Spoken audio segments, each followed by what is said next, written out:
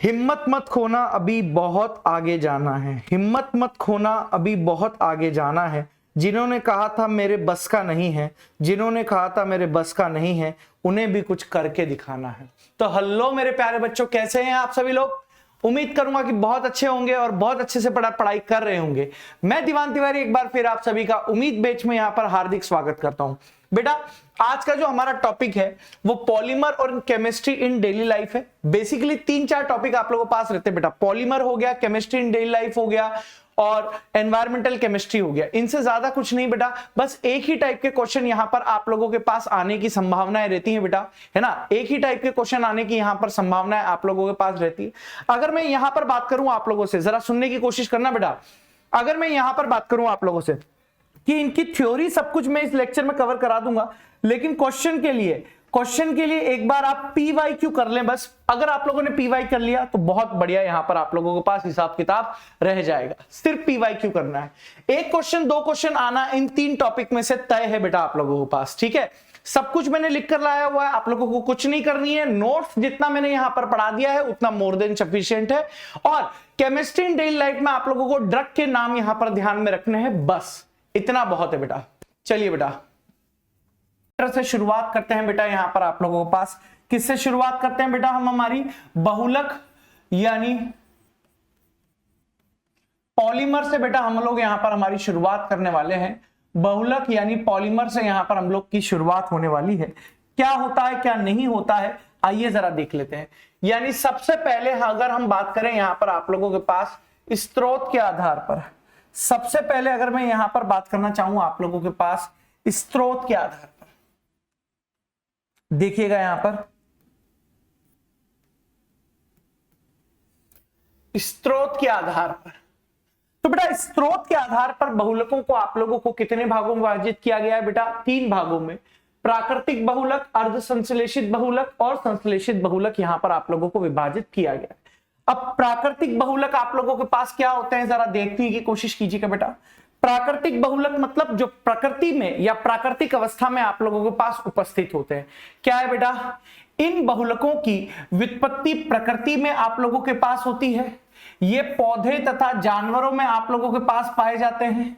और प्राकृतिक बहुलकों में बड़ी संख्या में विभिन्न एकलक इकाइयां होती हैं और ये आप लोगों के पास कैसे कहलाते हैं बेटा? बायोपॉलीमर यहां पर आप लोगों के पास कहलाते हैं। प्रकृति में प्राकृतिक रूप से आप लोगों के पास उपस्थित होते हैं। जैसे प्रोटीन जो बहुलक है वो किसका बहुलक होता है? अमीनो एसिड्स का बहुलक होता है। पॉलीसैकेराइड्स किसका बहुलक होता है? मोनोसैकेराइड्स का बहुलक आप लोगों के पास होता है। रबर किसका बहुलक होता है? आइसोप्रीन का बहुलक होता है। सिल्क, ऊन, स्टार्च, सेलुलोज, एंजाइम, हीमोग्लोबिन आदि भी आप लोगों के पास किसके एग्जाम्पल होते हैं बेटा? प्राकृतिक बहुलक के यहां पर एग्जाम्पल है। मैं आप लोगों से सिर्फ बोलूंगा कि आप एग्जाम्पल ध्यान रखिए, सिर्फ आप एग्जाम्पल ध्यान में रखिए बेटा कि कौन सा एग्जाम्पल यहां पर किसका रहने वाला है। सिर्फ एग्जाम्पल ध्यान में रखिए। अर्ध संश्लेषित का मतलब भाई इसकी जो एकलक इकाइयां होगी वो प्रकृति में आप लोगों के पास विद्यमान होगी। एकलक इकाइयां बेटा आप लोगों के पास कहां विद्यमान होंगी? प्रकृति में विद्यमान होंगी। लेकिन इसको मानव के क्रियाकलापों के द्वारा कृत्रिम रूप से यहां पर किसमें निर्मित किया जा सकता है? बहुलकों के रूप में निर्मित किया जा सकता है। यानी ये यहां पर आप लोगों के पास अर्ध संश्लेषित बहुलक का एग्जाम्पल है। क्या है, जरा देखने की कोशिश कीजिए। अर्ध संश्लेषित बहुलकों को प्राकृतिक बहुलकों में कुछ कृत्रिम परिवर्तन करके प्राप्त कर सकते हैं। जैसे आप लोगों के पास नाइट्रोसेलुलोज है, जैसे सेलुलोज एसीटेट है, जैसे सेलुलोज जेंथेट है आदि यहां पर आप लोगों के पास इसके एग्जाम्पल हैं। ठीक है। तीसरा यहां पर आप लोगों के पास क्या है बेटा? तीसरा यहां पर आप लोगों के पास संश्लिष्ट बहुलक है। तीसरा यहां पर आप लोगों के पास क्या है बेटा? संश्लिष्ट बहुलक है। संश्लिष्ट का मतलब जो ना ही प्राकृतिक रूप से आप लोगों के पास उपलब्ध है, ना ही किसी और रूप में उपलब्ध है। आपको बेटा यहां पर प्रकृति के रूप में नहीं, आपको मानव क्रियाकलापों के द्वारा यानी कृत्रिम रूप से यहां पर इसकी एकलक इकाइयां बनानी पड़ेगी और उन एकलक इकाइयों को वहां पर आप लोगों को क्या करना पड़ेगा बेटा? जोड़ देना पड़ेगा। ठीक है। यानी ऐसे कृत्रिम बहुलक है। संश्लिष्ट बहुलक प्राय एक प्रकार के एकलक या कभी कभी कम संख्या में भिन्न भिन्न एकलक के बहुलीकरण के द्वारा आप लोगों के पास बनाए जाते हैं। जैसे यहां पर आप लोगों के पास हो सकता है पॉलीथीन, हो सकता है पॉलीथीन एथीन का बहुलक है आप लोगों के पास, ठीक है। नाइलोन 2 एकलक हेक्सेन डाइओइक एसिड अम्ल और डाइअमीनो हेक्सीन का यहां पर आप लोगों के पास क्या होता है बेटा, बहुलक आप लोगों के पास होता है। पीवीसी, बेकेलाइट और डेक्रोन आदि यहां पर आप लोगों के पास किसके एग्जाम्पल होते हैं, संश्लिष्ट बहुलकों के यहां पर आप लोगों के पास एग्जाम्पल देखे जाते हैं। ठीक है मेरे बच्चों, ये आप लोगों के पास जो वर्गीकरण था पहले वाला, वो वहां पर स्रोत के आधार पर वर्गीकरण था। किसके आधार पर था बेटा, स्रोत के आधार पर यहां पर वर्गीकरण था।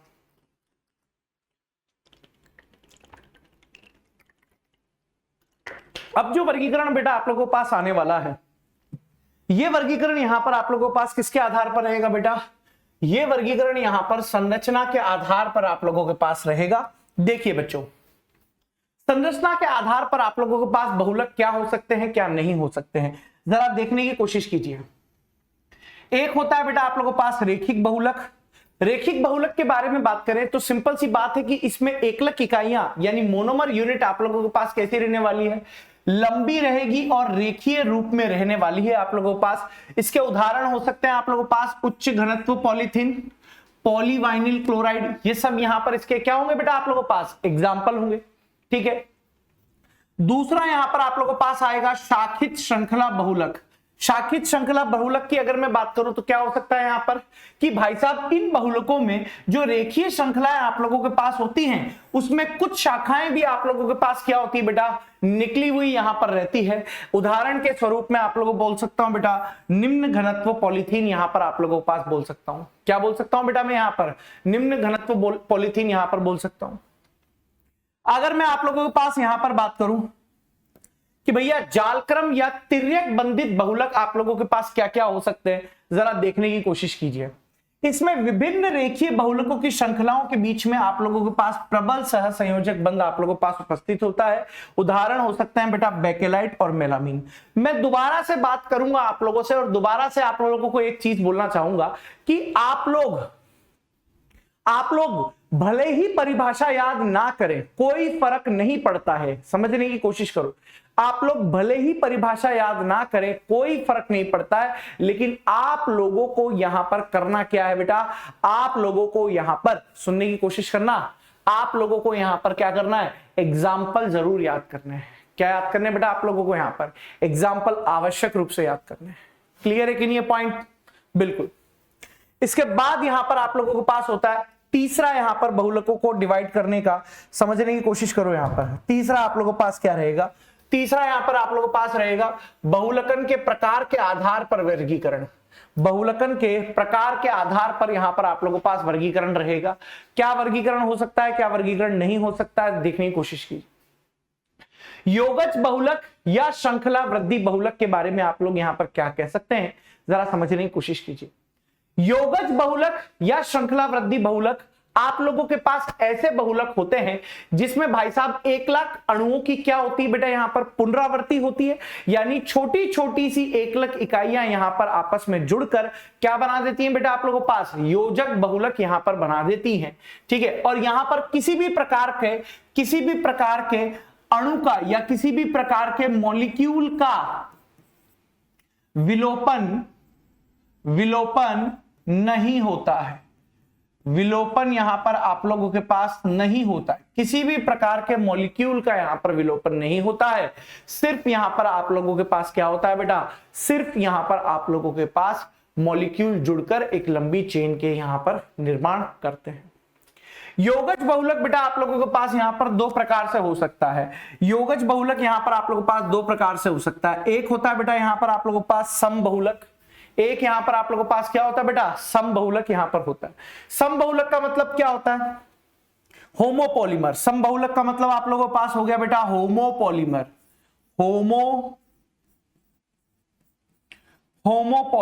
होमोपॉलीमर का मतलब क्या होता है, होमोपॉलीमर का मतलब होता है कि भाई साहब एक ही जैसी एकलक इकाइयां यहां पर आप लोगों के पास है, एक ही प्रकार की एकलक इकाइयां यहां पर आप लोगों के पास है, तो इसको यहां पर सम बहुलक या फिर होमोपॉलीमर यहां पर आप लोगों के पास बोला जाता है।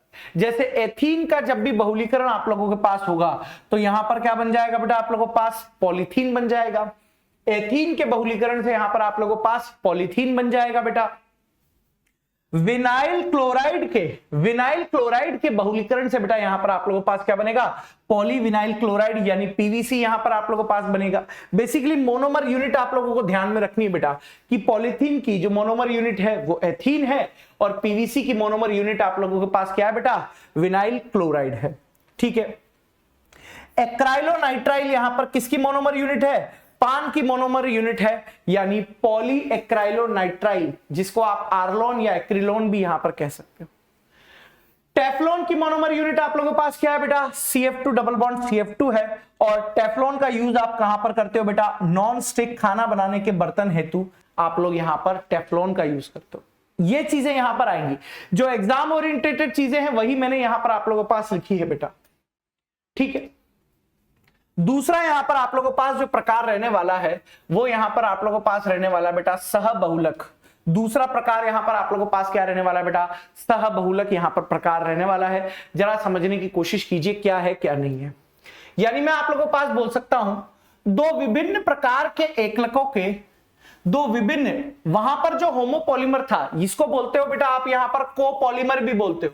इसको यहां पर आप लोग क्या बोल देते हो, कोपॉलीमर भी यहां पर बोल देते हो। अब कोपॉलीमर का मतलब क्या होगा, होमोपॉलीमर में सेम ही प्रकार के एकलक इकाइयां होंगी और यहां कोपॉलीमर में आप लोगों के पास दो विभिन्न प्रकार की एकलक की इकाइयां होंगी, यानी दो विभिन्न प्रकार के एकलकों के योगात्मक बहुलकन से बनने वाले जो बहुलक होते हैं वो आप लोगों के पास क्या कहलाते हैं बेटा, कोपॉलीमर यानी सहबहुलक यहां पर आप लोगों के पास कहलाते हैं। जैसे मैं अगर बात करूं आप लोगों से 1,3-ब्यूटाडाइईन और स्टाइरीन की बात करूं, 1,3-ब्यूटाडाइईन और स्टाइरीन की अगर मैं बात करूं तो यहां पर आप लोगों के पास क्या देखने को मिलेगा बेटा, यहां पर आप लोगों के पास ब्यूना एस यानी आप लोगों के पास ब्यूटाडाइईन स्टाइरीन सहबहुलक देखने को मिलेगा। ब्यूटाडाइईन स्टाइरीन सहबहुलक यहां पर आप लोगों के पास देखने को मिलेगा। वहीं अगर 1,3-ब्यूटाडाइईन और एक्राइलोनाइट्राइल की मैं बात करूं, 1,3-ब्यूटाडाइईन और एक्राइलोनाइट्राइल की बात करूं तो इन दोनों के सहयोग से यहां पर आप लोगों के पास ब्यूटाडाइईन एक्राइलोनाइट्राइल सहबहुलक देखने को मिलेगा, जिसको आप ब्यूना एन बोलते हैं। अब आप ये चीज यहां पर ध्यान में रखने की जरूरत है, थ्योरी कोई इंपॉर्टेंस नहीं रखती है, सिर्फ ध्यान में रखो कि ब्यूना एस का निर्माण किससे होता है, 1,3-ब्यूटाडाइईन और स्टाइरीन से होता है, और ब्यूना एन का निर्माण किससे होता है, 1,3-ब्यूटाडाइईन और एक्राइलोनाइट्राइल से यहां पर आप लोगों के पास होता है। क्या इतनी चीज क्लियर है बेटा आप लोगों के पास? यस।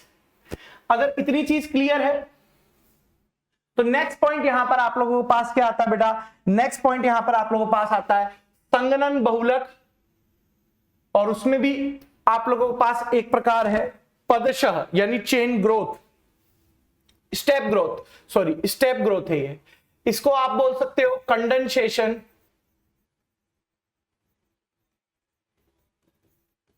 इसको आप यहां पर क्या बोल सकते हो, कंडेंसेशन पॉलीमर भी बोल सकते हो, और यहां पर इसको स्टेप ग्रोथ पॉलीमर भी यहां पर आप लोग इसको बोल सकते हो। यहां पर आप लोग इसको क्या बोल सकते हो बेटा, स्टेप ग्रोथ पॉलीमर भी यहां पर इसको बोल सकते हो।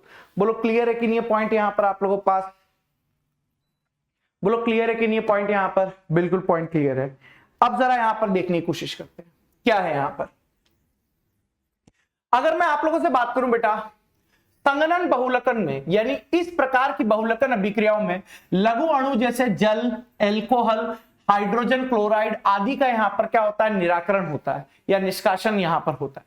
कहने का मतलब है कि जब एकलक इकाइयां आपस में जुड़ रही होती हैं, समझना मेरी बात, जब एकलक इकाइयां आपस में जुड़ रही होती हैं तो कुछ छोटे मॉलिक्यूल जैसे जल, एल्कोहल, हाइड्रोजन क्लोराइड, जल, एल्कोहल, हाइड्रोजन क्लोराइड आदि का यहां पर क्या हो जाता है बेटा, निष्कासन हो जाता है, और उन निष्कासन के स्वरूप बनने वाले बहुलकों को यहां पर क्या कहा जाता है आप लोगों के पास, संगनन बहुलक यहां पर कहा जाता है। जैसे पॉलीएमाइड की मैं बात करता हूं यहां पर, जैसे मैं आप लोगों से यहां पर किसकी बात करता हूं, पॉलीएमाइड की बात करता हूं। अब पॉलीएमाइड आप लोगों के पास क्या हो सकता है, जरा समझने की कोशिश कीजिए। यहां पर हेक्सामेथिलीन डायमीन है,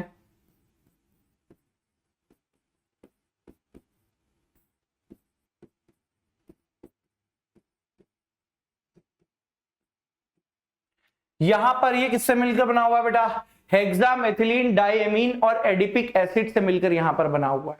ये जो पॉलीएमाइड यहां पर आप लोगों के पास है, ये किससे मिलकर बना होता है बेटा आप लोगों के पास, हेक्सामेथिलीन डाइएमीन और एडिपिक एसिड से मिलकर यहां पर बना होता है ना। दोनों के मिलने से यहां पर आप लोगों के पास किसका निर्माण होगा, नाइलॉन 6,6 यानी पॉलीएमाइड का यहां पर आप लोगों के पास निर्माण होगा, है ना, ठीक है। और हेक्सामेथिलीन डाइएमीन और सेबेसिक एसिड से यहां पर आप लोगों के पास किसका निर्माण होगा बेटा, नाइलॉन 6 और नाइलॉन 10 का यहां पर आप लोगों के पास निर्माण होगा। हेक्सामेथिलीन डाइएमीन और एडिपिक एसिड से नाइलॉन 6,6 का निर्माण होगा और हेक्सामेथिलीन डाइएमीन और सेबेसिक एसिड से यहां पर नाइलॉन 6,10 का निर्माण होगा। वहीं अगर मैं कैप्रोलैक्टम की बात करता हूं, किसकी बात करता हूं बेटा आप लोगों के पास, कैप्रोलैक्टम की बात करता हूं, तो 533 से 543 केल्विन और H2O, 533 से 543 केल्विन H2O पर हाइड्रोलाइसिस कराने पर ये यहां पर नाइलॉन 6 का निर्माण कर देता है। यानी पॉलीएमाइड में आप लोगों के पास जो ध्यान में रखना है वो क्या क्या ध्यान में रखना है, नाइलॉन 6,6 ध्यान में रखना है, नाइलॉन 6,10 ध्यान में रखना है, नाइलॉन 6 यहां पर आप लोगों के पास ध्यान में रखना है। इसके बाद पॉलिएस्टर यहां पर आप लोगों के पास कैसे हो सकते हैं, पॉलिएस्टर देखिए बेटा,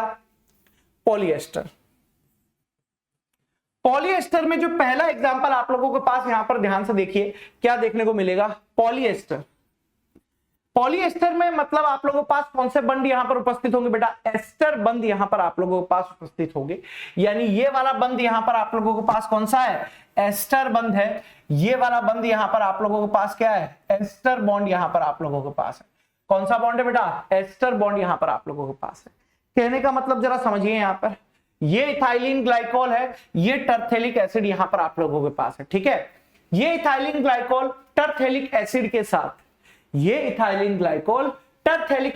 साथ, जब यहां पर कंबाइन होता है तब आप लोगों के पास यहां पर क्या बन जाता है बेटा, टेरिलीन या डेक्रॉन या पॉलिएस्टर यहां पर आप लोगों के पास बनता है ना। सिर्फ आपको ध्यान में रखना है कि मोनोमर यूनिट आप लोगों के पास क्या क्या है, पॉलीमर क्या बन रहा है। इसके अलावा आपको कोई भी डेफिनेशन, कुछ भी थ्योरी याद करने की कोई आवश्यकता नहीं है।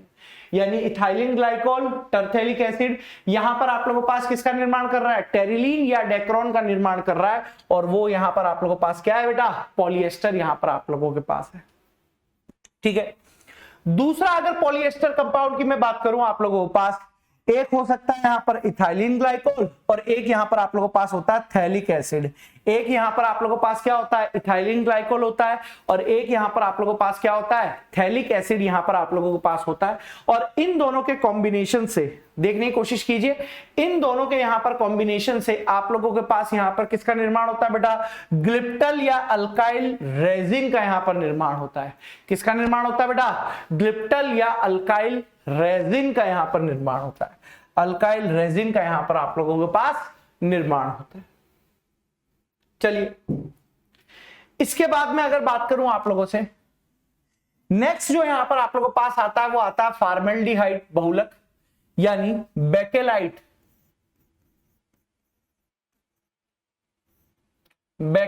यहां पर आप लोगों के पास निर्माण होगा। अब आखिर बेकेलाइट का यहां पर आप लोगों के पास निर्माण कैसे हो सकता है, जरा ध्यान से देखने की कोशिश कीजिएगा। यह आप लोगों के पास फिनॉल है बेटा, और ये यहां पर आप लोगों के पास क्या है, फॉर्मेल्डिहाइड है। ये यहां पर फिनॉल है, ये यहां पर आप लोगों के पास क्या है, फॉर्मेल्डिहाइड है। फिनॉल और फॉर्मेल्डिहाइड यहां पर आप लोगों के पास है। तो अब अगर मैं फिनॉल और फॉर्मेल्डिहाइड की रिएक्शन कराता हूं तो फिनॉल पर जो ये OH ग्रुप है आप लोगों के पास, ये कैसा है बेटा, ऑर्थो पैरा डायरेक्टिव है कि नहीं है। फिनॉल पर ये जो OH ग्रुप है यहां पर, ये वाला OH आप लोगों के पास एक्टिवेटिंग ग्रुप है।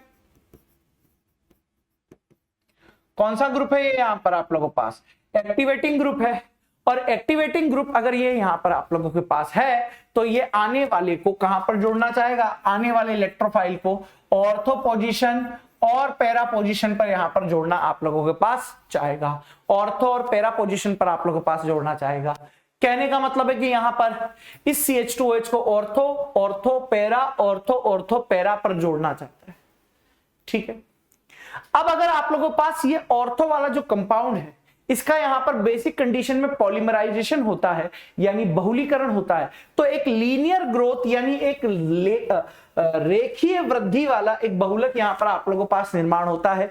एक रेखीय ग्रोथ वाला यानी लीनियर ग्रोथ वाला यहां पर एक बहुलक का निर्माण होता है, और उस बहुलक को आप लोग यहां पर क्या बोल देते हो बेटा? नोवोलेक बोल देते हो। क्या बोल देते हो बेटा उस बहुलक को? यहां पर आप लोग नोवोलेक यहां पर बोल देते हो। बोलो क्लियर है कि नहीं? ये पॉइंट यहां पर आप लोगों के पास एकदम क्लियर है। इसके बाद अब ये जो यहां पर होते हैं, ये नोवोलेक यहां पर अगर अपने तिर्यक बंधों को भी जोड़ ले, ये नोवोलेक अगर यहां पर आप लोगों के पास सभी तिर्यक बंधों को भी यहां पर आप लोगों के पास जोड़ ले, तो यहां पर आप लोगों के पास किसका निर्माण होता है? बेकेलाइट का निर्माण होता है। मैं दोबारा बोलूंगा, आपको किसी भी थ्योरी की कोई जरूरत नहीं है, जितना मैंने बोल दिया है उससे आपका क्वेश्चन 110% हो जाएगा बेटा, उससे आपका क्वेश्चन 110% यहां पर हो जाएगा। अगला यहां पर आप लोगों के पास है मिलेमीन, मिलेमीन फॉर्मेल्डिहाइड बहुलक यहां पर आप लोगों के पास है। मिलेमीन फॉर्मेल्डिहाइड बहुलक यहां पर आप लोगों के पास है। क्या रहेगा क्या नहीं रहेगा, जरा यहां पर ध्यान से देखने की कोशिश कीजिए, जरा यहां पर ध्यान से देखने की कोशिश कीजिए। मिलामाइन फॉर्मेल्डिहाइड बहुलक,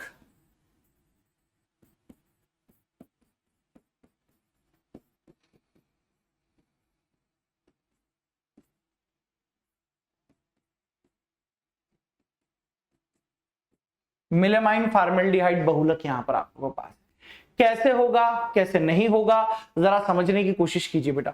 मिलेमाइन फॉर्मेल्डिहाइड बहुलक को जरा समझने की कोशिश कीजिए। अब अगर मैं मिलेमाइन फॉर्मेल्डिहाइड बहुलक की बात करूं, तो मिलेमाइन यहां पर आप लोगों के पास ये स्ट्रक्चर दी गई है।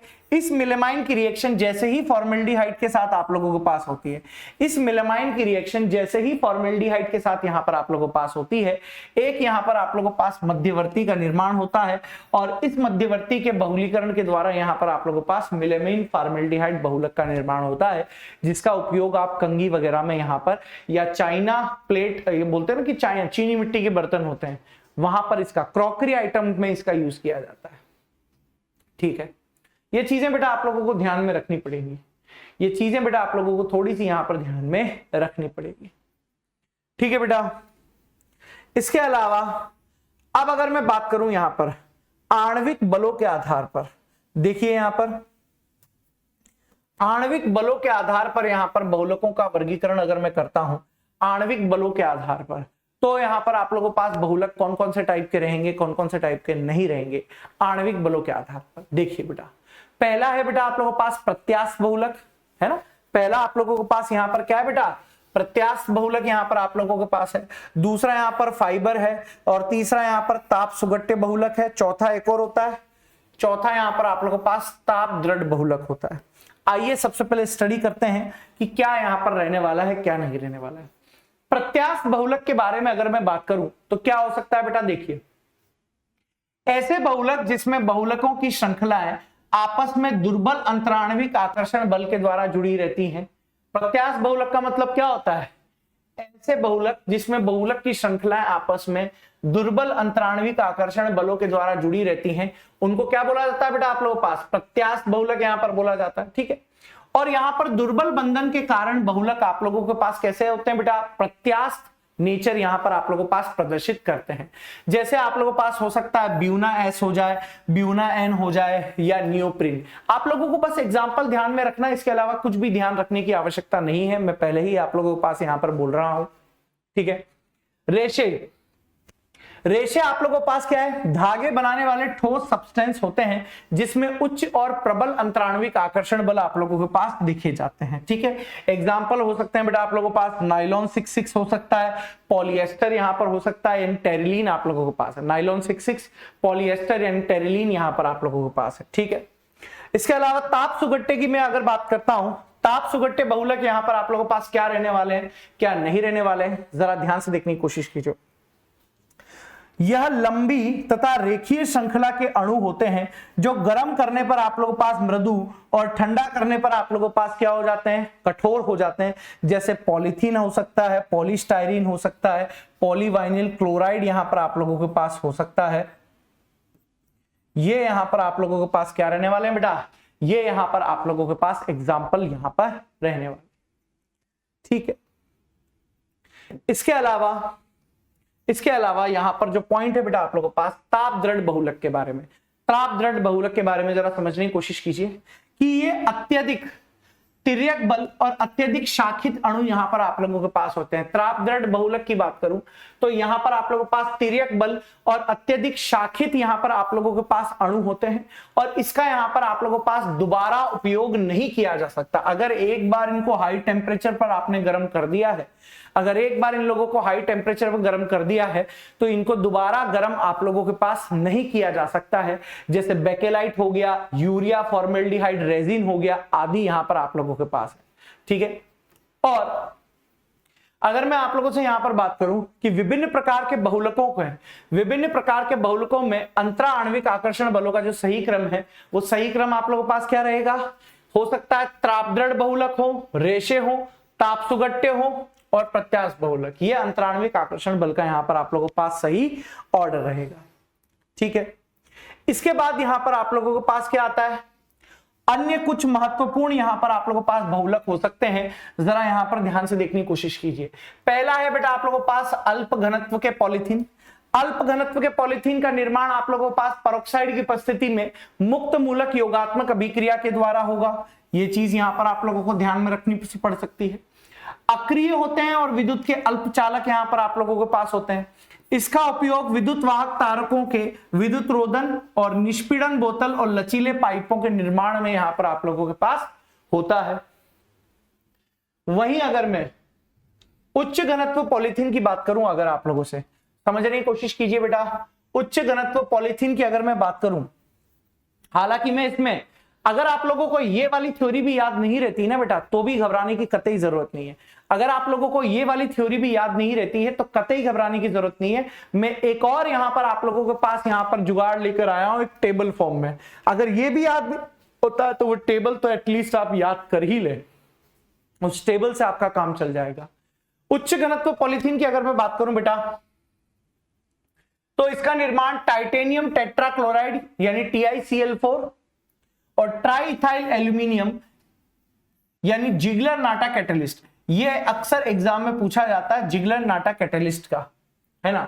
जिगलर नाटा कैटलिस्ट के द्वारा उच्च घनत्व पॉलीथीन का यहां पर आप लोगों के पास निर्माण होता है। रासायनिक रूप से आप लोगों के पास अक्रिय होते हैं, अधिक कठोर होते हैं और कैसे होते हैं बेटा, दृढ़ होते हैं।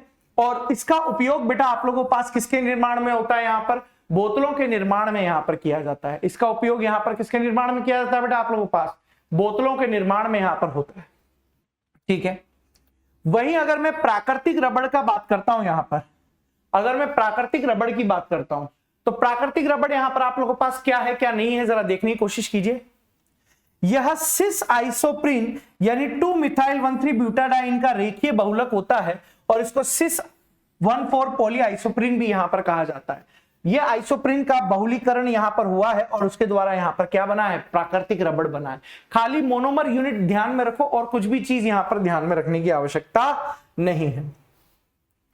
इसके बाद देखिए, इसके बाद यहां पर आप लोगों के पास आता है बेटा रबड़ का वल्लीकरण।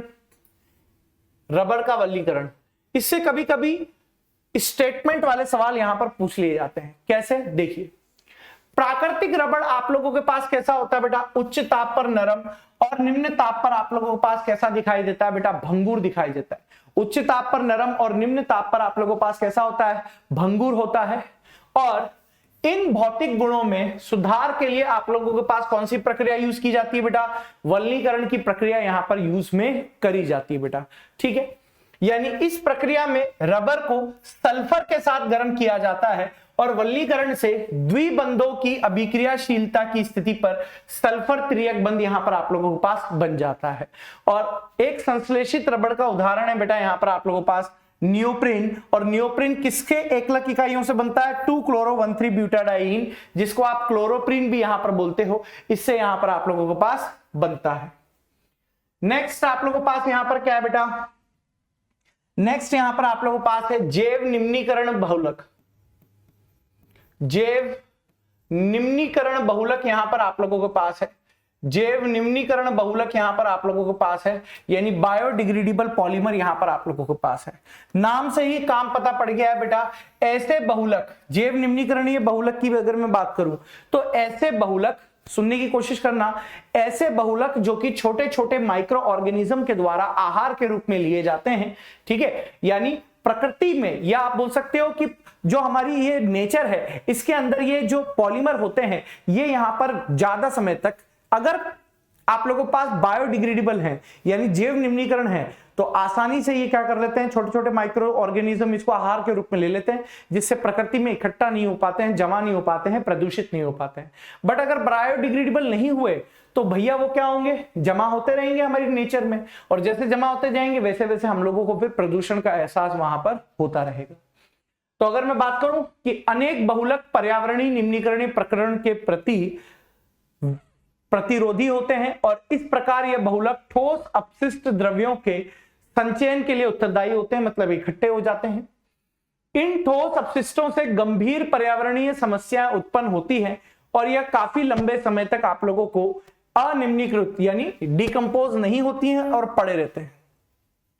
सामान्य जानकारी और बहुलक ठोस अपशिष्टों द्वारा उत्पन्न समस्याओं को ध्यान में रखते हुए कुछ जैव निम्नीकरणीय संश्लिष्ट बहुलकों को विकसित किया गया है, और इन बहुलकों में, जैव बहुलकों में उपशिष्ट क्रियात्मक समूह होते हैं। क्या क्या होता है देखो, यहां पर पहला आप लोगों के पास यहां पर क्या है बेटा, पहला यहां पर आप लोगों के पास क्या है, पहला है बेटा यहां पर जैव निम्नीकरणीय बहुलक में पॉली बीटा हाइड्रोक्सी को ब्यूटा हाइड्रोक्सी वेलरेट, पॉली को ब्यूटा हाइड्रोक्सी ब्यूटीरेट को ब्यूटा हाइड्रोक्सी वेलरेट यहां पर आप लोगों के पास है। क्या होता है क्या नहीं होता है देखिए, यह 3 हाइड्रोक्सी ब्यूटेनोइक एसिड और 3 हाइड्रोक्सी पेंटेनोइक एसिड के सह बहुलकन से प्राप्त होता है। पीएचबीवी का उपयोग यहां पर पैकेजिंग, अस्थियों में प्रयुक्त युक्तियों और औषधियों के नियंत्रित मोचन के रूप में भी होता है। पर्यावरण में पीएचबीवी का जैविक निम्नीकरण आप लोगों के पास हो जाता है, यानी 3 hydroxy pentanoic, 3 hydroxy butanoic, 3 hydroxy butanoic, 3 hydroxy pentanoic के द्वारा यहां पर पीएचबीवी का निर्माण होता है। सिर्फ ध्यान में रखनी एकलक इकाइयां, नाइलॉन, नाइलॉन 2 और नाइलॉन 6 की अगर मैं बात करूं तो ये ग्लाइसिन और अमीनो कैप्रोइक एसिड के द्वारा यहां पर बनता है, नाइलॉन 2, नाइलॉन 6। अगर ये थ्योरी भी याद नहीं रहती है आप लोगों को, अगर ये थ्योरी भी आप लोगों को याद नहीं रहती है ना, तो एक तरीके से ये याद रखने की कोशिश कीजिएगा। सुनो मेरी बात, अगर ये थ्योरी भी आप लोगों को याद नहीं रहती है तो ये टेबल आप लोगों के लिए मैंने बना दिए बेटा, है ना, ये टेबल यहां पर आप लोगों के पास है। इस टेबल को यहां पर करने की कोशिश कीजिएगा बेटा, कि यहां पर पॉलीमर आप लोगों के पास दिया हुआ है कि कौन कौन से पॉलीमर हैं, उनकी एकलक इकाइयां यहां पर आप लोगों के पास दी गई है, और यहां पर इनका बहुलकन का प्रकार आप लोगों के पास दे दिया गया है। ये पॉलीमर है, ये एकलक है, और ये यहां पर आप लोगों के पास क्या है, बहुलक का प्रकार यहां पर आप लोगों के पास दिया गया है। ठीक है, ये पूरी की पूरी टेबल दिया गया है। अगर वो थ्योरी भी याद ना रहे तो ये टेबल तो एटलीस्ट आप लोगों को यहां पर याद कर ही लेनी है बेटा, ये टेबल तो यहां पर याद कर ही लेनी है आप लोगों को। क्लियर है कि नहीं पॉइंट यहां पर? बिल्कुल क्लियर है। अब अगर ये चीज क्लियर है तो इस चैप्टर के सेकंड पार्ट पर हम आते हैं यहां पर, और सेकंड पार्ट यहां पर आप लोगों के पास क्या रहने वाला है, क्या नहीं रहने वाला है, जरा यहां पर देखने की कोशिश करो। सेकंड पार्ट यहां पर क्या रहेगा, क्या नहीं रहेगा, जरा देखने की कोशिश करो, यहां पर जरा देखने की कोशिश करो। सेकंड पार्ट है यहां पर आप लोगों के पास केमिस्ट्री इन डेली लाइफ। ये चैप्टर ऐसे नहीं कि आप बहुत ज्यादा टाइम कंज्यूमिंग करो, इनमें मुद्दे की बात याद करो और आपका सवाल बन जाएगा बेटा।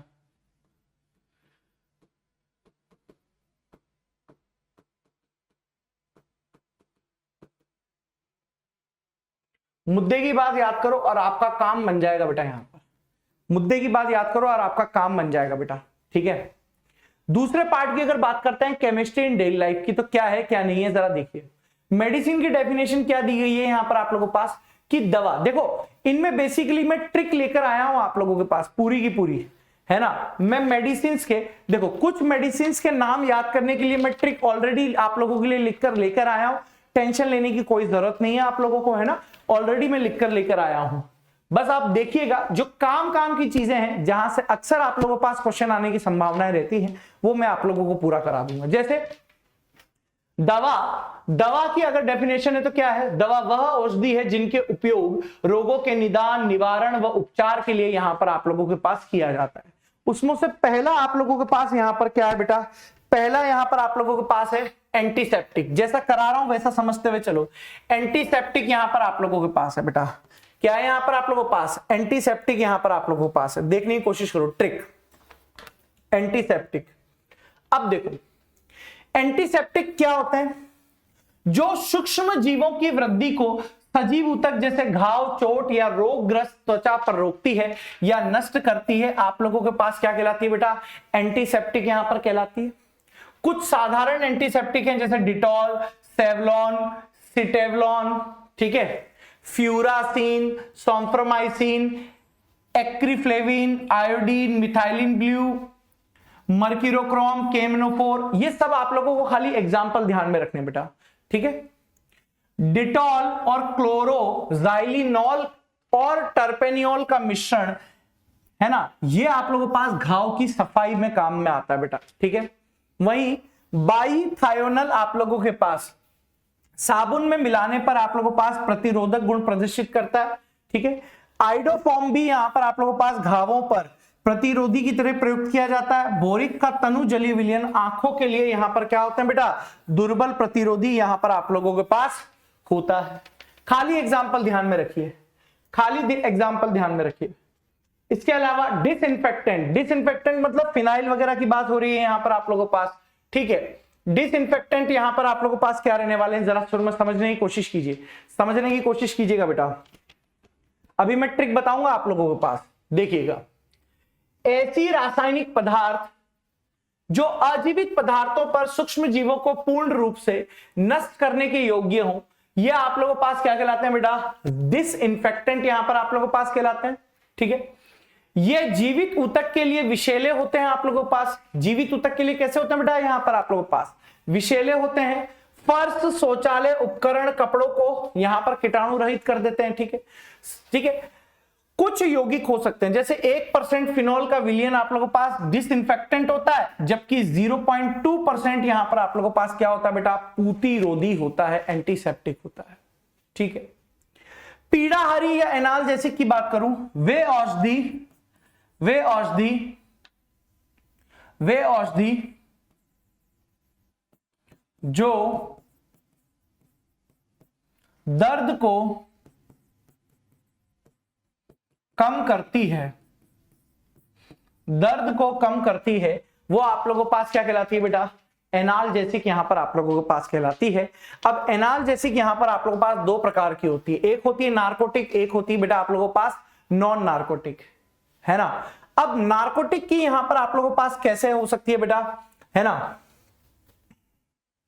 मॉर्फिन, कोडीन, हीरोइन, यहां पर नार्कोटिक की आप लोगों के पास क्या है? मॉर्फिन, कोडीन और हीरोइन। इसको कैसे याद रखोगे? मोहन को हीरोइन दो, मोहन को हीरोइन दो। कैसे याद करोगे? मोहन को हीरोइन दो। मोहन का मतलब यहां पर आप लोगों के पास क्या हो गया बेटा? मॉर्फिन हो गया। को का मतलब यहां पर आप लोगों के पास कोडीन हो गया, और हीरोइन का मतलब तो हेरोइन हो ही गया है। ऐसे याद रखोगे बेटा, ऐसे यहां पर आप लोग याद रखोगे। क्लियर है? अब नॉन नार्कोटिक यहां पर आप लोगों के पास है। नॉन नार्कोटिक का मतलब है कि यहां पर आप लोगों के पास इसकी आदत नहीं होगी। ऊपर वालों की तो आदत हो जाएगी, बट इसकी यहां पर आदत नहीं होगी। अब देखिए, इसको मैं कैसे याद कर सकता हूं बेटा? इस वाली दवाइयों को मैं याद कैसे कर सकता हूं बेटा? आप लोगों के पास पेन से याद कर सकता हूं। इस वाली दवाई को यहां पर कैसे याद कर सकता हूं? पेन से याद कर सकता हूं। पेन से कैसे? पेन से पैरासीटामोल आएगी,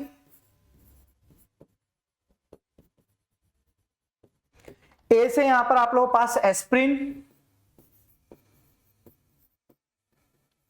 आई से आइबुफॉर्म,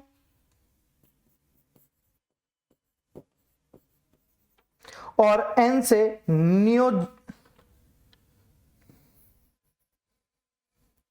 नेप्रोजन, एंड नेवोल्जेन। ये यहां पर आप लोगों के पास मेडिसिन के नाम हो गए बेटा। पेन से आप यहां पर याद रखोगे, है ना, पैरासीटामोल, एस्प्रिन, आइबुप्रोफेन, नेप्रोजन, नेवाल्जेन, यहां पर आप लोगों के पास नॉन नार्कोटिक ड्रग यहां पर आप लोगों के पास हो गई। यही पूछा जाएगा, इसके अलावा और कुछ नहीं पूछा जाएगा बेटा, यही पूछा जाएगा, इसके अलावा और कोई नहीं पूछा जाएगा। जैसे वही आ गई एंटीपायरेटिक। एंटीपायरेटिक यहां पर, एंटीपायरेटिक का मतलब बुखार में जो आप लोगों के पास यूज आती है वो मेडिसिन एंटीपायरेटिक आप लोगों के पास कहलाती है। शरीर के तापमान को कम करने के लिए यूज में आती है, एंटीपायरेटिक कहलाती है। जैसे एस्प्रिन हो गया, एनाल्जिन हो गया, पैरासीटामोल हो गया, पैरासीटामोल हो गया, और फिनासिटीन यहां पर आप लोगों के पास हो गया। एस्प्रिन हो गया, एनाल्जिन हो गया, पैरासीटामोल हो गया, फिनासिटीन यहां पर आप लोगों के पास हो गया। ये एस्प्रिन है, ये पैरासीटामोल यहां पर आप लोगों के पास है, और भी बहुत सारी चीजें यहां पर आप लोगों के पास हो सकती है। ठीक है, इसके अलावा बेटा यहां पर समझ लीजिएगा, जो चीजें पूछी जाती है मैं उसकी ट्रिक बता दूंगा आप लोगों को, बेफिक्र रहिए। मलेरिया नाशक की अगर मैं बात करूं, एंटी मलेरिया की बात करूं, तो ऐसी औषधि यहां पर आप लोगों के पास हो सकती है, देखने की कोशिश कीजिएगा। ऐसी औषधि जो बुखार व मलेरिया हेतु दी जाती है, मलेरिया हेतु दी जाती है, यह आप लोगों के पास यहां पर क्या कहलाती है? एंटी मलेरियल ड्रग यहां पर आप लोगों के पास कहलाती है। क्या ड्रग कहलाती है बेटा आप लोगों के पास? एंटी मलेरियल ड्रग यहां पर आप लोगों के पास कहलाती है। क्लियर है कि नहीं ये पॉइंट यहां पर? यस। अब इधर देखने की कोशिश करो, अब इधर देखने की कोशिश करो, यहां पर आप लोगों के पास क्या रहेगा क्या नहीं रहेगा, जरा देखने की कोशिश करो। इसके एग्जाम्पल आप लोगों के पास हो सकते हैं बेटा कुनीन, क्लोरोक्विन, पैराक्विन, प्रीमाक्विन आदि यहां पर आप लोगों के पास इसके एग्जाम्पल हो सकते हैं। चलिए अब अगर मैं बात करूं यहां पर आप लोगों के पास ट्रैंक्यूलाइजर्स। अब ट्रैंक्यूलाइजर्स की ट्रिक ये यहां पर आप लोगों के पास है ना, ट्रैंक्यूलाइजर्स की ट्रिक पूरी की पूरी यहां पर आप लोगों के पास है, जरा देखने की कोशिश करना। ट्रैंक्यूलाइजर्स की पूरी ट्रिक है मेरे पास, देखो क्या क्या रहेगा। पहले इसको मतलब समझ लेते हैं। ऐसे रासायनिक पदार्थ जो शरीर के सेंट्रल नर्वस सिस्टम पर क्रिया करके, सेंट्रल नर्वस सिस्टम पर क्रिया करके मन को शांति दिलाता है, ट्रैंक्यूलाइज कर देता है। क्योंकि ये पदार्थ मस्तिष्क रोगों के काम में आते हैं, इसलिए इसको साइकोथेरेप्टिक ड्रग भी यहां पर आप लोगों के पास कहते हैं। ठीक है, दो प्रकार की आप लोगों के पास होती है, एक शांति दिलाने वाली सिडेटिव या हिप्नोटिक, और एक मन प्रसन्न करने वाली यानी मूड एलिवेटर यहां पर आप लोगों के पास होता है। हालांकि आप लोगों को एनसीईआरटी में इस तरीके से नहीं दिया हुआ है, तो आप एनसीईआरटी में जिस तरीके से दिया हुआ है उस तरीके से यहां पर समझने की कोशिश करो। क्या है बेटा यहां पर आप लोगों के पास पॉइंट? सिडेटिव की बात करें, ये नाड़ी तनाव कम करती है और शिथिलता आप लोगों के पास बढ़ाती है। इसके एग्जाम्पल हो सकते हैं बेटा रेस्पाइन, बार्बिट्यूरेट्स एसिड। अब मन करने वाली यहां पर देखो, मन का प्रसन्न करने वाली कौन कौन सी हो सकती है? लेनी नहीं है, इसमें एक चीनी बनना है। बेंजेड्रीन यहां पर आप लोगों के पास हो सकता है, एम्फेटिमाइन, इप्रोनाइज्ड और फिनाल्जीन यहां पर आप लोगों के पास हो सकता है। क्लोरडाइजेपोक्साइड और मेप्रोब्रोमेट आप लोगों के पास तनाव दूर करने के लिए अपेक्षाकृत मंद प्रशांतक हैं। इक्वेनिल का उपयोग आप अवसाद और अति तनाव के नियंत्रण के लिए करते हैं बेटा। ये चीजें यहां पर है। अब कैसे याद करें, कैसे याद करते हैं? देखो ट्रैंक्यूलाइजर्स को याद करने की ट्रिक देखो, ट्रिक देखो, ट्रैंक्यूलाइजर्स को याद करने की ट्रिक मैं यहां लिख देता हूं।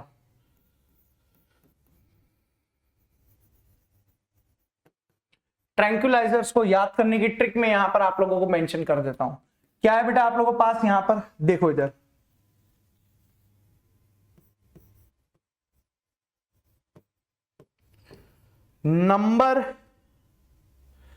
नंबर ऑफ दिया इन सेकेंड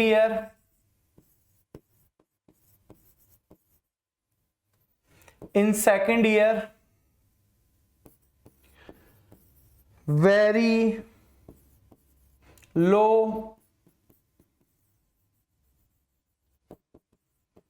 attempted phenyl, ये यहां पर आप लोगों के पास है। क्या है बेटा, यहां पर मीनिंग समझने की कोशिश करो। नंबर का मतलब है निब्यूटल,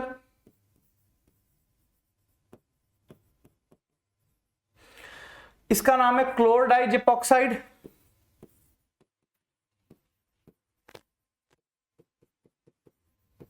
इनका मतलब है आप लोगों के पास इप्रोनाइज्ड,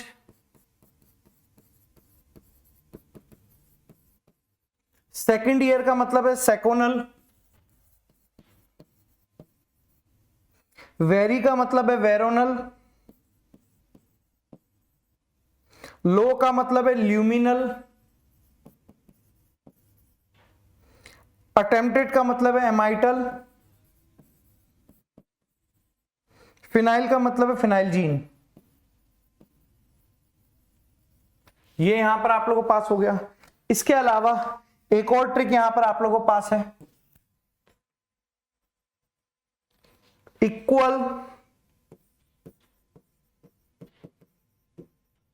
इक्वल शेयरिंग वाली इक्वल शेयरिंग वाली मां, यानी यहां पर क्या नाम हो जाएगा बेटा आप लोगों के पास, इक्वेनिल सीरोटोनिन, यहां पर वैलियम मेप्रोब्रोमेट,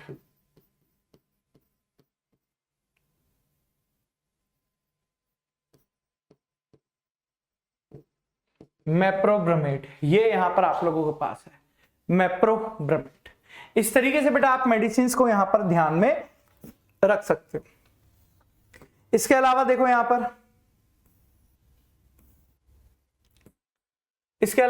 पर, यहां पर आप लोगों के पास है एंटी एस्टैटिक, यहां पर आप लोगों के पास है एंटी स्टैटिक ड्रग, यहां पर आप लोगों के पास क्या है, चेतना शून्य या निश्चेतक, बेहोश करने वाली।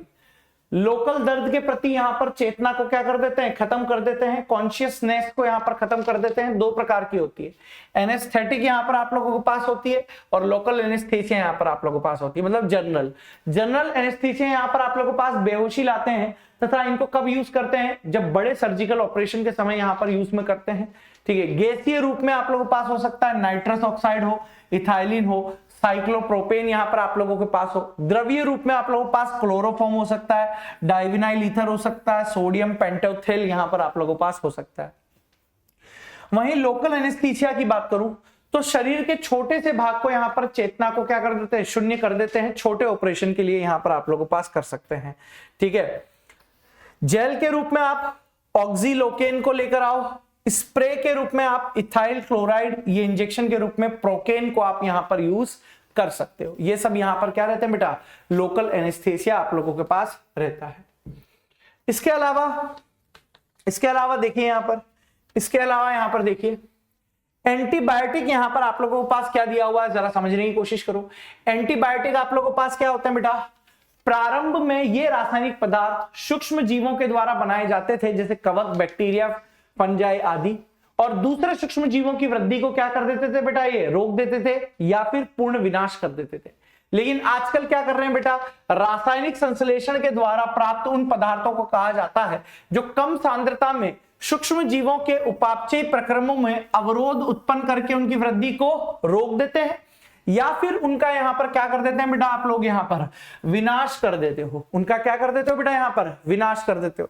अब यहां पर तीन तरीके के बेटा आप लोगों के पास स्पेक्ट्रम यहां पर देखे जाते हैं। तीन तरीके के स्पेक्ट्रम यहां पर आप लोगों के पास देखे जाते हैं। क्या, ब्रॉड स्पेक्ट्रम मेडिसिन यहां पर आप लोगों के पास होती है। क्या होती है बेटा, ऐसे एंटीबायोटिक जो ग्राम पॉजिटिव और ग्राम नेगेटिव दोनों प्रकार के जीवाणु पर विस्तृत परास का विनाश करते हैं या फिर निरोध करते हैं, उसे ब्रॉड स्पेक्ट्रम एंटीबायोटिक कहते हैं। मेडिसिन के नाम याद रखो, डेफिनेशन से कोई लेना देना नहीं। क्लोरेम्फेनिकॉल, ऑफ्लॉक्सिन, एम्पिसिलिन और एमोक्सिलिन, ये सारी की सारी मेडिसिन आप लोगों के पास कैसी रहती है बेटा, ब्रॉड स्पेक्ट्रम मेडिसिन यहां पर आप लोगों के पास रहती है। वहीं अगर मैं संकीर्ण स्पेक्ट्रम की आप लोगों से बात करूं बेटा, संकीर्ण स्पेक्ट्रम की अगर मैं बात करूं, संकीर्ण स्पेक्ट्रम का मतलब क्या हो सकता है बेटा, जो ग्राम पॉजिटिव या फिर ग्राम नेगेटिव जीवाणुओं के विरुद्ध प्रभावी होते हैं। और ये आप लोगों के पास कैसे कहलाते हैं बेटा, संकीर्ण स्पेक्ट्रम यहां पर कहलाते हैं। जैसे पेनिसिलियम जी यहां पर आप लोगों के पास होता है, ठीक है। सीमित स्पेक्ट्रम मेडिसिन यहां पर आप लोगों के पास कौन सी रहती है बेटा, सीमित स्पेक्ट्रम मेडिसिन यहां पर वैसी मेडिसिन रहती हैं जो केवल और केवल एक ही जीव या एक ही रोग पर प्रभावी होती है। उनका उल्लेख सीमित स्पेक्ट्रम एंटीबायोटिक्स की तरह होता है।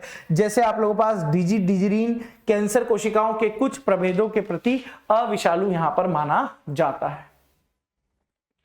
अब हो सकता है बेटा यहां पर एंटीबायोटिक्स का सूक्ष्म जीवों पर साइडल अथवा स्टेटिक यहां पर होता है, यानी ये बैक्टीरियो आप लोगों के पास साइडल है, ये बैक्टीरियो स्टेटिक है। बैक्टीरियो स्टेटिक की ट्रिक कैसे है यहां पर आप लोगों के पास, जरा ध्यान से देखने की कोशिश करो। Bacterio static, bacterio static, bacterio static को आप ऐसे याद करिए बेटा, टेट्रासाइक्लिन, टेट्रासाइक्लिन, इरिथ्रोमाइसिन,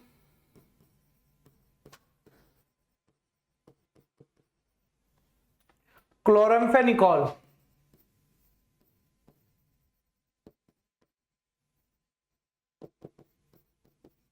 इसको आप ऐसे याद करिए टैक, इसको आप कैसे याद करिए, टैक के नाम से याद करिए। टी से टेट्रासाइक्लिन, ई से इरिथ्रोमाइसिन, और यहां पर आप लोगों के पास क्या हो गया, सी से क्लोराम्फेनिकोल हो गया। और यहां पर इसको याद करेंगे बेटा PaO से, PaO से, PaO से, P से पेनिसिलिन, A से एमिनोग्लाइकोसाइड, O से ऑफ्लोक्सिन। इस तरीके से यहां पर याद रखा जाएगा बेटा, ठीक है। चलो, इसके अलावा एंटी एसिड और एंटी हिस्टामिन यहां पर आप लोगों के पास क्या होते हैं क्या नहीं होते हैं, जरा समझने की कोशिश करती है बेटा। एंटी हिस्टामिन यहां पर या एंटी एसिड्स, अगर मैं एंटी एसिड्स की बात करूं तो जब आपके पेट में एसिडिटी हो जाती है, पेट में दर्द होता है, तो जो दवाई दी जाती है वो आप लोगों के पास यहां पर क्या रहता है, एंटी एसिड यहां पर आप लोगों के पास रहता है। क्या रहता है बेटा, एंटी एसिड यहां पर आप लोगों के पास रहता है, ठीक है। देखते हैं यहां पर क्या रहने वाला है। अमाशय में, समझते हुए चलो, अमाशय में अम्ल का अत्यधिक उत्पादन उत्तेजना एवं पीड़ा देता है। गंभीर अवस्था में अमाशय में घाव हो जाते हैं और अम्लता का उपचार केवल सोडियम हाइड्रोजन कार्बोनेट या एल्यूमिनियम या मैग्नीशियम हाइड्रोक्साइड के द्वारा किया जाता है। परंतु अत्यधिक सोडियम हाइड्रोजन कार्बोनेट अमाशय को क्षारीय कर देता है तथा अधिक अम्ल उत्पादन को यहां पर क्या करता है बेटा, आप लोगों के पास प्रेरित करता है। धात्विक हाइड्रोक्साइड बेहतर उपचार है क्योंकि अघुलनशील होने के कारण ये पीएच को यहां पर क्या कर देता है बेटा, उदासीनता से आगे बढ़ने नहीं देता है, ठीक है। सामान्य हिस्टामिन अमाशय में पेप्सिन के निकालने को उद्दीपित करता है और अमाशय की दीवार में स्थित ग्राही के साथ हिस्टामिन की अन्योन्य क्रिया रोकने के लिए सिमेटिडीन डिजाइन की गई है और इसी के कारण आप लोगों के पास अम्ल कम निकलता है, ठीक है। जैसे एग्जाम्पल याद रखना आपको, रेनिटिडीन यानी जेंटेक, ठीक है। एंटी हिस्टामिन की बात करें तो जुकाम के कारण होने वाले नासिका संकुलन और पराग के कारण होने वाली एलर्जी का कारण भी आप लोगों के पास क्या रहता है, हिस्टामिन यहां पर रहता है। सिंथेटिक औषधि ब्रोमफेनेरामाइन यानी डाइमेटेप और टर्फेनाडिन यानी सेल्डेन एंटी हिस्टामिन का कार्य करती हैं और यह एंटी हिस्टामिन के साथ ग्राही उस बंधनी सतह पर जाती हैं या प्रतिस्पर्धा करती है जिस पर हिस्टामिन अपना प्रभाव डालती है। इस प्रकार हिस्टामिन के प्राकृतिक कार्य में यहां पर बाधा होती है। कुछ भी नहीं करना, दवाई के नाम याद करने, इसके अलावा कुछ भी याद नहीं करना आप लोगों को। वहीं अगर मैं आर्टिफिशियल स्वीटनर की बात करूं, यानी शक्कर की जगह पर यूज करने वाले आप लोगों के पास जो केमिकल सब्सटेंस हैं वो सारे के सारे आप लोगों के पास क्या कहलाते हैं बेटा, आर्टिफिशियल स्वीटनिंग एजेंट्स यहां पर कहलाते हैं।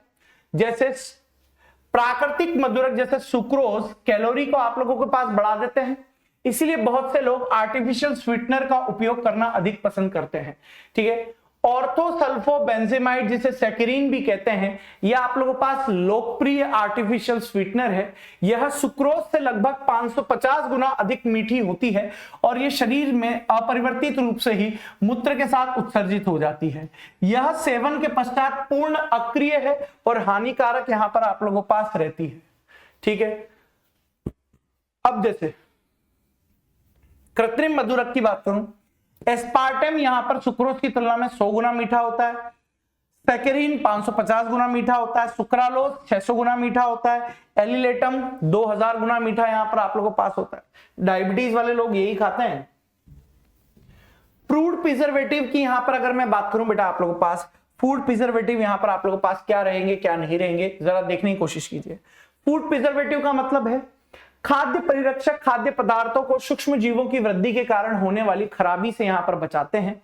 अगर मैं यहां पर बात करूं, खाने का नमक हो सकता है, चीनी हो सकती है, वनस्पति घी हो सकता है, सोडियम बेंजोएट हो सकता है, सामान्य रूप से आने वाले खाद्य परिरक्षक आप लोगों के पास हैं। ठीक है, सोडियम बेंजोएट यहां पर सीमित मात्रा में प्रयोग में लिया जाता है तथा यह शरीर में उपचारित हो जाता है। सॉर्बिक अम्ल तथा प्रोपोनिक अम्ल के लवण भी परिरक्षकों के रूप में प्रयुक्त यहां पर आप लोगों के पास होते हैं। ठीक है, शोधन प्रक्रिया यानी क्लींजिंग एजेंट के रूप में अगर मैं बात करूं, क्या चीजें यहां पर आप लोगों के पास देखने को मिलेगी, देखने की कोशिश कीजिए। यह साबुन और संश्लेषित अपमार्जक आप लोगों के पास है, यह साबुन और संश्लेषित अपमार्जक आप लोगों के पास रहने वाला है। ठीक है, यह जल के शोधन गुण को यहां पर क्या करते हैं बेटा, सुधारते हैं। यह वसा के निष्कासन में आप लोगों के पास सहायता प्रदान करते हैं, जो कि कपड़ों और त्वचा के साथ पूरे पदार्थों को क्या कर देती है बेटा, चिपका यहां पर आप लोगों के पास देती है। देखने की कोशिश करो सोप के बारे में। सोप के बारे में यहां पर आप लोगों के पास क्या दिया गया है, देखो इधर। सोप के बारे में अगर मैं यहां पर बात करूं आप लोगों के पास, तो भाई साहब साबुन आप लोगों के पास दीर्घ श्रृंखला वाले वसा अम्ल जैसे stearic acid, oleic acid, palmitic acid के लवण होते हैं। ठीक है, सोडियम लवण वाले साबुन वसा को सोडियम हाइड्रोक्साइड के जलीय विलयन के साथ गर्म करके बनाया जाता है और इस विधि को साबुनीकरण यहां पर आप लोगों के पास कहते हैं। ठीक है, ये लाइन इंपॉर्टेंट है बेटा आप लोगों के पास, ये लाइन यहां पर इंपॉर्टेंट है। साबुन कठोर जल के रूप में कार्य नहीं करते हैं। कठोर जल में कैल्शियम और मैग्नीशियम के आयन होते हैं और यह आयन सोडियम अथवा पोटेशियम साबुन को कठोर जल में घोलने पर अघुलनशील कैल्शियम और मैग्नीशियम साबुन में परिवर्तित यहां पर कर देते हैं। यह साबुन का सॉल्ट है, कैल्शियम सॉल्ट के साथ यहां पर इनसॉल्युबल कैल्शियम सॉप में यहां पर आप लोगों के पास फॉर्मेशन कर देते हैं। अघुलनशील साबुन मल्फेन की तरह पानी से अलग हो जाते हैं और शोधन अभिकर्मक के कार्य के लिए यहां पर बेकार होते हैं। साबुन यहां पर आप लोगों के पास वेरियस टाइप के हो सकते हैं, प्रसाधन साबुन हो सकता है, पारदर्शी हो सकता है, औषधि साबुन, सेविंग साबुन यहां पर हो सकता है, या धुलाई के साबुन यहां पर आप लोगों के पास देखे जाते हैं। क्या देखने को मिलेगा, देखिए अपमार्जक है। अपमार्जक यहां पर आप लोगों के पास क्या है, देखो बेटा अपमार्जक यहां पर आप लोगों के पास क्या हो सकता है, जरा देखो। संश्लिष्ट अपमार्जक सिंथेटिक डिटर्जेंट, यहां पर ये भी सफाई वगैरह क्लीनिंग एक्शन के रूप में काम में ले जाते हैं। देखो संश्लिष्ट अपमार्जक वह शोधन अभिकर्मक है जिनमें साबुन के सभी गुण होते हैं परंतु वास्तविक में साबुन नहीं होते हैं।